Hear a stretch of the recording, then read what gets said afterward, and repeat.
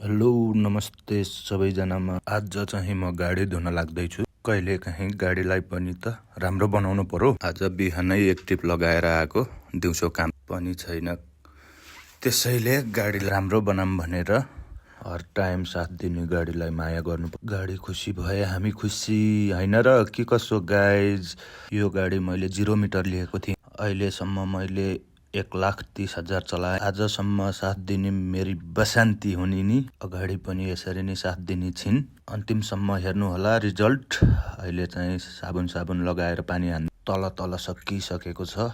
अब माथिपट्टि गएर धुनी धोइसकेपछि त चिटिक्क पार्न पर्यो नि। आफैले मेहनत गरे भने राम्रो हुन्छ। मलाई फेरि धोइसकेपछि चिटिक्क पार्न मन लाग्छ। कम्पनीमा सुविधा चाहिँ सबै छ। यो हाम्रो वर्कसप हो, देख्न सक्नुहुन्छ। वाउ, आज त गाडी पनि कति हल्का भयो होला। र अहिले म माथि गएर ब्रस हान्दैछु, देख्न सक्नुहुन्छ।